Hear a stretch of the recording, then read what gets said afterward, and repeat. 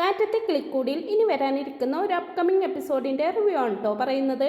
പിന്നെ നിധിയും സുധീഷും വേർപിരിയാൻ പോകുകയാണെന്നുള്ള സത്യം ഭാസ്കരൻ അറിയുകയാണ്. എല്ലാറ്റിനും ഒടുവിലായിരിക്കട്ടോ അയാൾ ഈ സത്യം അറിയുന്നത്.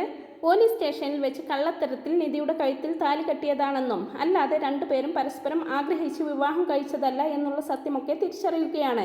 നിധിക്ക് തന്റെ മകനുമായിട്ട് ഒരു ബന്ധവുമില്ലെന്നും പോലീസ് സ്റ്റേഷനിൽ വെച്ച് കള്ളത്തരത്തിൽ താലി കെട്ടിയതാണെന്നൊക്കെ അറിയുമ്പോൾ ഭാസ്കരന് നല്ല സങ്കടം വരുന്നുണ്ട് കേട്ടോ. അങ്ങനെ അന്ന് രാത്രി വീട്ടിലേക്ക് എത്തുന്ന ഭാസ്കരൻ പതിവിലും അധികം മദ്യപിച്ചിട്ടായിരിക്കും വരുന്നത്. അങ്ങനെ കാണുന്ന ഭാസ്കരനെ കാണുന്ന പാടെ ഹരീഷ് ചീത്ത പറയുകയാണ്. അച്ഛനോട് ഒരു 100 തവണ പറഞ്ഞിട്ടില്ലേ ഈ കോലത്തിൽ വീട്ടിലേക്ക് വരരുത് എന്നൊക്കെ പറഞ്ഞുകൊണ്ട് ദേഷ്യപ്പെടുകയാണ്. ഓ പിന്നെ ഇതൊരു ദേവാലയമാണല്ലോ, ഇവിടേക്ക് ഇങ്ങനെ വരാതിരിക്കാൻ വേണ്ടിയിട്ട്. ഇതിന് മാത്രം എന്താ ഇവിടെയുള്ളത്? ഇതൊരു നരകമല്ലേ എന്നൊക്കെ പറയുമ്പോൾ അതെ, നിങ്ങൾ കാരണം തന്നെയാണ് ഇതൊരു നരകമായി തീർന്നത്. നിങ്ങൾ ഞങ്ങളുടെ അമ്മയെ കൊന്നില്ലായിരുന്നെങ്കിൽ ഞങ്ങളെങ്കിലും രക്ഷപ്പെട്ടേനെ. പക്ഷെ നിങ്ങൾ എന്താ ചെയ്തത്? ഞങ്ങൾക്ക് വേണ്ടി എന്തെങ്കിലും ചെയ്തിട്ടുണ്ടോ? ഞങ്ങളുടെ അമ്മയെ കൊന്ന് ജയിലിൽ പോയില്ലേ എന്നൊക്കെ പറയുവാണ് ഹരീഷ്.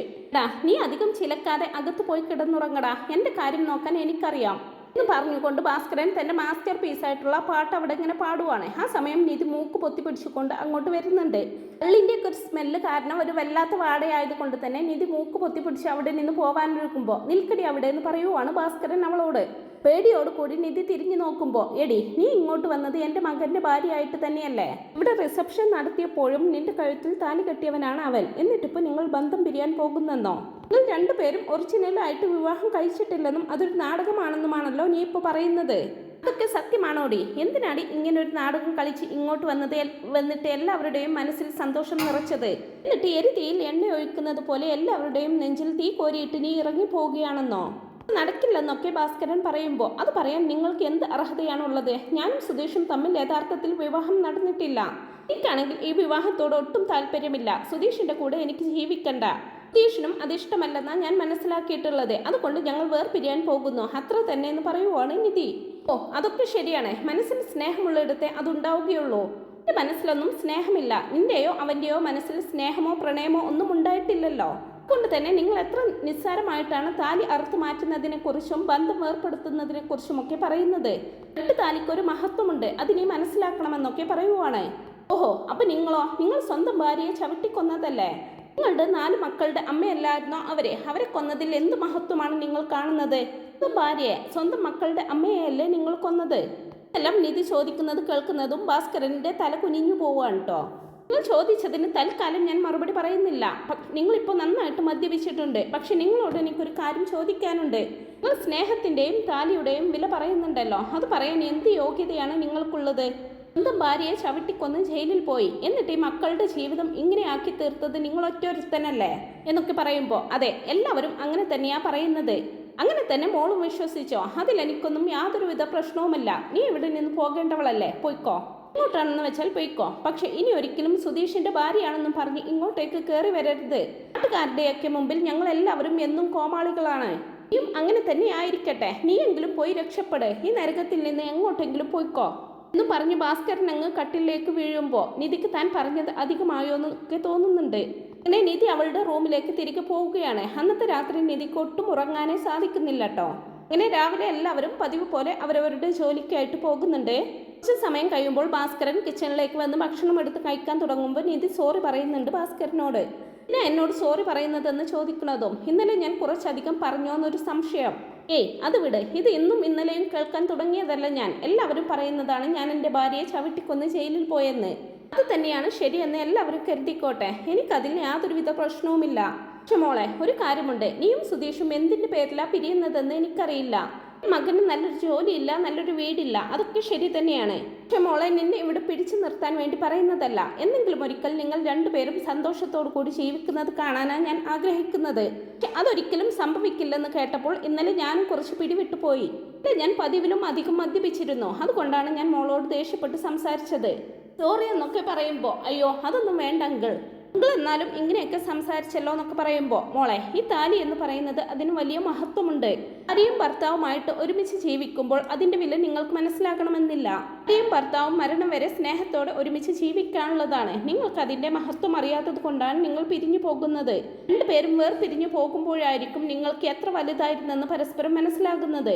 ഞാൻ ഇന്ന് അനുഭവിക്കുന്നുണ്ടെന്നൊക്കെ ഭാസ്കരൻ പറയുമ്പോൾ നിങ്ങൾക്ക് ഭാര്യയുടെ മഹത്വവും താലിയുടെ മഹത്വമൊക്കെ അറിയാമായിരുന്നെങ്കിൽ എന്തിനാണ് ഇവരുടെ അമ്മയോട് അന്ന് നിങ്ങൾ അങ്ങനെ ഒരു ക്രൂരത ചെയ്തതെന്ന് ചോദിക്കുവാണ് നിധി. ഇത് ക്രൂരതയെക്കുറിച്ചാണ് മോളി പറയുന്നതെന്ന് ചോദിക്കുമ്പോൾ അന്ന് നിങ്ങൾ നിങ്ങളുടെ ഭാര്യയെ ചവിട്ടിക്കൊന്നത് കൊണ്ടല്ലേ ജയിലിൽ പോയത് എന്നാര് പറഞ്ഞു? നാട്ടുകാരും പോലീസുകാരും അങ്ങനെ എല്ലാവരും പറഞ്ഞുകൊണ്ട് നടക്കുന്ന കഥയല്ലേ അത്? പക്ഷേ സത്യം അതല്ലെന്ന് ഈ ഭാസ്കരനും മരിച്ചുപോയ എൻ്റെ ഭാര്യയ്ക്കും അറിയാമെന്നൊക്കെ പറയുവാണ്. അവൾ ഒരിക്കലും എന്നെ വെറുക്കില്ല. അവൾ എൻ്റെ കൂടെ തന്നെയുണ്ട്. എൻ്റെ 4 മക്കളുടെ അമ്മയാണ് അവൾ. അവളെ ഞാൻ എങ്ങനെ ചവിട്ടിക്കൊല്ലും? ഒരിക്കലും എനിക്കതിന് കഴിയില്ല. എൻ്റെ മക്കളെല്ലാവരും അങ്ങനെ തന്നെയാണ് വിശ്വസിച്ചിരിക്കുന്നത്. അവരങ്ങനെ തന്നെ വിശ്വസിച്ചോട്ടെ എന്ന് ഞാനും കരുതി. തിരുത്താൻ പോയില്ലെന്ന് പറഞ്ഞുകൊണ്ട് ഭാസ്കരൻ ബീഡിയും കത്തിച്ചുകൊണ്ട് അപ്പുറത്തേക്ക് പോവുകയാണ്. ഇനി ശരിക്കും എന്താണ് സംഭവിച്ചതെന്ന് നിധി ചോദിക്കുമ്പോൾ ഭാസ്കരൻ അവളെ ഒന്ന് തിരിഞ്ഞു നോക്കുന്നുണ്ട്. ഭാസ്കരൻ വീണ്ടും ഒന്നും മിണ്ടാതെ നിൽക്കുന്നത് കാണുമ്പോൾ നിങ്ങൾക്ക് ശരിക്കും പറഞ്ഞൂടെ നിങ്ങളുടെ ജീവിതത്തിൽ എന്താണ് സംഭവിച്ചതെന്ന്? മനസ്സിലാക്കിയെടുത്തോളം ഈ കുടുംബത്തിലെ എല്ലാവരും നല്ലവരാണ്. ഇങ്ങനെ നരകയാതന അനുഭവിക്കേണ്ടവരൊന്നുമല്ല നിങ്ങളെല്ലാവരും. ഇതിനാണ് സത്യം മറച്ചു വെക്കുന്നതെന്നൊക്കെ ചോദിക്കുമ്പോൾ അത് വലിയൊരു കഥയാണ് മോളെ. ചിലപ്പോൾ സത്യം ഞാൻ മറച്ചു വെച്ചില്ലായിരുന്നെങ്കിൽ മറ്റു ചിലർ ജയിലിൽ പോകേണ്ടി വരുമോ എന്നുള്ള ഭയമായിരുന്നു എനിക്ക്. കുട്ടികൾക്ക് ഞാനല്ലാതെ മറ്റാരുമില്ല. ഞാൻ ജയിലിൽ കിടന്നാലും സുഭാഷ് മറ്റുള്ളവരെ നന്നായിട്ട് നോക്കുമെന്ന് എനിക്കറിയാം. അതുകൊണ്ട് തന്നെയാണ് പോലീസിന് മുമ്പിൽ ഞാൻ കീഴടങ്ങി ജയിലിൽ പോയത് എന്നൊക്കെ കണ്ണീരോട് കൂടി പറയുവാണ് കേട്ടോ ഭാസ്കരൻ. ഇന്ന് ശരിക്കും എന്താ സംഭവിച്ചതെന്ന് ചോദിക്കുമ്പോൾ ഭാസ്കരൻ നിധിക്ക് മുമ്പിൽ മനസ്സ് തുറക്കുവാണ്. അന്ന് നികേഷിനെ പ്രസവിച്ച് കിടക്കുമ്പോഴാണ് ആ സംഭവം ഉണ്ടാകുന്നത്. ഞാൻ എൻ്റെ ഭാര്യയെ ചവിട്ടിക്കൊന്നു എന്ന് നാട്ടുകാർ ഒന്നടങ്കം പറയുമ്പോഴും എൻ്റെ മനസ്സിൽ എനിക്കൊരു തൃപ്തി ഉണ്ടായിരുന്നു. ഞാൻ എൻ്റെ ഭാര്യയെ ഒന്ന് നുള്ളി നോവിച്ചിട്ട് പോലുമില്ല എന്നുള്ള വിശ്വാസം. ഞാൻ ചെറുതായിട്ടൊക്കെ മദ്യപിക്കുമായിരുന്നു. പക്ഷെ അതിലപ്പുറം ഞാൻ ആരെയും ഉപദ്രവിച്ചിട്ടില്ല. സുഭാഷിന് അന്ന് കുറച്ചൊക്കെ പ്രായമുണ്ട്. വകതിരിവും ബുദ്ധിയും ഒക്കെ വെച്ച പ്രായമാണ്. മറ്റുള്ളവരൊക്കെ ചെറുതാണ്. അമ്മയുടെ സഹായമില്ലാതെ അവരെ കൊണ്ട് ഒന്നിനും പറ്റില്ല. അത്യാവശ്യം സന്തോഷത്തോടു കൂടി മുമ്പോട്ട് പോയിക്കൊണ്ടിരിക്കുമ്പോഴാണ് നികേഷിന് ചെറിയ പ്രായത്തിൽ ഒരു അസുഖം വരുന്നത്. പ്രസവിച്ചിട്ട് വളരെ കുറച്ച് ദിവസങ്ങളെ ആയിട്ടുള്ളൂ. ആ സമയത്ത് കിച്ചണിൽ ജോലി ചെയ്തുകൊണ്ടിരിക്കുകയായിരുന്നു എൻ്റെ ഭാര്യ പത്മ. സമയത്ത് ഞാൻ അവളോട് അത് ചെയ്യേണ്ടെന്നൊക്കെ പറഞ്ഞു വിലക്കിയിരുന്നെങ്കിലും മക്കൾക്ക് പിന്നെ ആരാ വെച്ചുണ്ടാക്കി കൊടുക്കുക അല്ലാതെ എന്നൊക്കെ പറഞ്ഞുകൊണ്ട് അവൾ സ്വയം ഭക്ഷണം പാകം ചെയ്യുകയായിരുന്നു. ഈ സമയമാണ് സുഭാഷിന്റെ കയ്യിൽ നിന്നും താഴെ കുറച്ച് എണ്ണ വീഴുന്നത്. അത് ഞാനോ അവളോ കണ്ടില്ലായിരുന്നു. ആ എണ്ണയിൽ ചവിട്ടി അവൾ കാൽ തന്നെ വീഴുകയായിരുന്നു. നേരെ അമ്മിക്കല്ലിലാണ് അവളുടെ തലയിടിച്ചത്. അതോടുകൂടി ആ സമയം തന്നെ അവളുടെ ബോധം പോവുകയും ചെയ്തിരുന്നു. പിന്നീട് എന്ത് ചെയ്യണമെന്നറിയാതെ പകച്ചു നിൽക്കുകയായിരുന്നു ഞാൻ. ആകെ ബഹളമായിരുന്നു. ഞാൻ അവളെ പിടിച്ചു കുലുക്കുന്നത് കണ്ടുകൊണ്ടാണ് എൻ്റെ ഏട്ടൻ എന്ന് പറയുന്ന അയാൾ കയറി വരുന്നത്. അവൾ എത്രയായിട്ടും കണ്ണു തുറക്കുന്നില്ലായിരുന്നു. തലയിൽ നിന്ന് ഒരു തുള്ളി രക്തം പോലും പുറത്തേക്ക് വന്നിട്ടില്ല മോളെ. കണ്ടുകൊണ്ടുവന്ന അയാളാണെങ്കിൽ എന്നോടുള്ള വെറുപ്പും വിദ്വേഷവും കാരണം ഞാൻ ഭാര്യയെ ചവിട്ടിക്കൊന്നെന്ന് നാട് നീളെ പറഞ്ഞു പരത്തി. എല്ലാവരും വിശ്വസിച്ചു. എൻ്റെ ഭാര്യ പെട്ടെന്ന് മരിക്കാൻ കാരണം അതാണെന്നും വിശ്വസിച്ചു. പോസ്റ്റ്മോർട്ടം ചെയ്ത് ഞാൻ എൻ്റെ ഭാര്യയെ കൊന്നതാണെന്ന് വരുത്തി തീർത്തു. അതോടുകൂടി ഞാൻ ജയിലിലുമായി. ഇതൊന്നും പക്ഷെ ആർക്കും അറിയില്ലായിരുന്നു. ഞാൻ ഒരിക്കലും എൻ്റെ ഭാര്യ പത്മയെ കൊല്ലില്ല. അവളെ എനിക്ക് എൻ്റെ ജീവനായിരുന്നു. എൻ്റെ മക്കളുടെ അമ്മയല്ലേ അവള്. ഇല്ലാത്തൊരു ലോകം എനിക്ക് ഇരുട്ടു മൂടിയതായിരുന്നു. അതിനുശേഷമാണ് മോളെ ഞാൻ ഇങ്ങനെ ആയിപ്പോയത്. ഇത് തന്നെയാണ് നല്ലതെന്ന് പിന്നീട് എനിക്കും തോന്നി. ഞാനൊന്നും എതിർക്കാൻ പോയില്ല. എല്ലാം മൗനമായിട്ട് സമ്മതിച്ചു കൊടുത്തു. അല്ലെങ്കിൽ നിധിയുടെ മുമ്പിൽ നിന്ന് കണ്ണീരോടെ കൈകൂപ്പിക്കൊണ്ട് പറയുവാണ് കേട്ടോ ഭാസ്കരൻ. ഒന്നും ഒരിക്കലും ആരോട് പറയണമെന്ന് ഞാൻ ആഗ്രഹിച്ചതല്ലായിരുന്നു മോളെ. പക്ഷെ ഇപ്പൊ ഞാൻ ഇത് മോളോട് പറഞ്ഞു പോയി. മോളെ, നീ ഈ വീട്ടിൽ ഉണ്ടാവണമെന്ന് ഞാൻ ഒരുപാട് ആഗ്രഹിച്ചിരുന്നു. സുധീഷിന്റെ അമ്മ, അതായത് എൻ്റെ ഭാര്യ, അവളുടെ ആത്മാവ് ഈ വീട്ടിലുണ്ട്. എനിക്കറിയാം. അവളും ഒരുപാട് ആഗ്രഹിക്കുന്നുണ്ടാകും ഈ വീട്ടിലേക്ക് ഒരു പെൺകുട്ടി വരുന്നതിൽ. ഉള്ളപ്പോൾ നീ ഇവിടെ നിന്ന് പോകുവാണെന്ന് കേട്ടപ്പോൾ, ഈ ബന്ധം പിരിയുവാണെന്ന് കേട്ടപ്പോൾ വല്ലാത്തൊരു വേദന തോന്നിയെന്നൊക്കെ പറയുവാണ്. ഇനി എന്തായാലും മോളുടെ ഇഷ്ടമെന്നൊക്കെ പറഞ്ഞുകൊണ്ട് ഭാസ്കരൻ അവിടെ നിന്നങ്ങ് പോകുമ്പോൾ ഭാസ്കരന്റെ മനസ്സിലെ നന്മ തിരിച്ചറിയുകയാണ് നിധി. എന്ത് ചെയ്യണമെന്നറിയാതെ ഒരു തീരുമാനമെടുക്കാൻ കഴിയാതെ വല്ലാത്തൊരു ബുദ്ധിമുട്ട് തോന്നുവാണ് കേട്ടോ നിധിക്ക്. താൻ ഒരിക്കലും ഇങ്ങനൊരു വിവാഹ ജീവിതം ആഗ്രഹിച്ചതല്ല. പക്ഷെ ഇങ്ങനെയൊക്കെ സംഭവിച്ചു പോയി. ഇനിയിപ്പോൾ എന്ത് ചെയ്യണമെന്നറിയാതെ ആകെ പകച്ചു നിൽക്കുവാണ് നിധി. ഇല്ല, താൻ ഒരിക്കലും ആഗ്രഹിച്ചത് ഇങ്ങനൊരു വിവാഹമല്ലല്ലോ. തനിക്കിവിടെ നിന്ന് പോയേ പറ്റൂ. തൻ്റെ സ്വപ്നം തന്നെയാണ് തനിക്ക് വലുത്. മറ്റുള്ള കാര്യമൊന്നും ഞാനിപ്പോൾ ഓർക്കണ്ട. ഈ വീട്ടിൽ കുറച്ച് നാൾ ഞാൻ താമസിച്ചു. അത് നല്ല സന്തോഷം നിറഞ്ഞ ദിവസങ്ങൾ തന്നെയായിരുന്നു. അതിനപ്പുറം ഈ വീടുമായിട്ട് തനിക്ക് യാതൊരു ബന്ധവുമില്ലെന്നൊക്കെ ഇങ്ങനെ ഉറപ്പിക്കുവാണ് കേട്ടോ നിധി. എന്നാലും നിധിക്ക് അവിടെ വിട്ടുപോകാനോ സുധീഷിനെയും കൂടപ്പിറപ്പുകളെയും വിട്ടുപോകാനോ അച്ഛനെ വിട്ടുപോകാനോ കഴിയാതെ നിധി അവിടെ തന്നെയായിരിക്കട്ടോ കഴിയുന്നത്. പോകെ ഭാസ്കരൻ്റെ മനസ്സിലെ നിരാശയൊക്കെ മാറ്റി ഭാസ്കരൻ എന്ന അച്ഛനെ നല്ലൊരു അച്ഛനാക്കി അവൾ മാറ്റിയെടുക്കുന്നുണ്ട്. അച്ഛൻ്റെ കൂടെ എപ്പോഴും എന്ത് കാര്യത്തിനും നിധി ഉണ്ടാകും. അച്ഛൻ്റെ കൂടെ സംസാരിച്ചിരിക്കുകയൊക്കെ ചെയ്യുന്നുണ്ടാവും കേട്ടോ നിധി. ഒരു കാര്യം പറഞ്ഞാൽ അച്ഛൻ അത് അനുസരിക്കുമോ എന്നൊക്കെ നിധി ഒരിക്കൽ സ്വന്തം മോളെ പോലെ ഭാസ്കരനോട് സ്വാതന്ത്ര്യം എടുത്ത് ചോദിക്കുന്നുണ്ട്. മോൾ എന്ത് പറഞ്ഞാലും ഞാൻ അനുസരിക്കുമല്ലോ. ഈ വീട്ടിൽ മറ്റാരെക്കാളും കൂടുതൽ എനിക്കിഷ്ടം നിന്നോട് തന്നെയാണ്. എങ്കിൽ അച്ഛൻ എനിക്ക് വേണ്ടി ഒരു കാര്യം ചെയ്യണം. അച്ഛൻ ഈ കുടി നിർത്തണം. മദ്യപാനം കാരണം അച്ഛൻ്റെ ആരോഗ്യത്തിന് എന്തെങ്കിലും സംഭവിക്കുമെന്നൊക്കെ പറയുമ്പോൾ അയ്യോ അത് മാത്രം പറയരുത് മോളെ. എൻ്റെ മനസ്സിലെ സങ്കടവും ദേഷ്യവും വെറുപ്പും എല്ലാം മറക്കാൻ വേണ്ടിയിട്ടാണ് ഞാൻ ഇതൊക്കെ ചെയ്യുന്നത്. ഇങ്ങനെയൊന്നുമല്ല അച്ഛാ. അമ്മ ആഗ്രഹിക്കുന്ന രീതിയിൽ ജീവിക്കാൻ നോക്കണം അച്ഛൻ.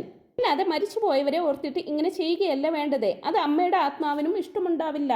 മക്കൾക്ക് വേണ്ടിയെങ്കിലും അച്ഛൻ മാറി ചിന്തിക്കണമെന്നൊക്കെ പറയുന്നുണ്ട്. മറ്റുള്ളവരുടെ മുന്നിൽ കോമാളി വേഷം കെട്ടിയിട്ട് എന്തിനാണ്? എത്രയൊക്കെ നന്നായാലും ഈ ഭാസ്കരൻ എല്ലാവർക്കും ജയിൽ പുള്ളിയായിരിക്കും, ഭാര്യയെ കൊന്നവനായിരിക്കും.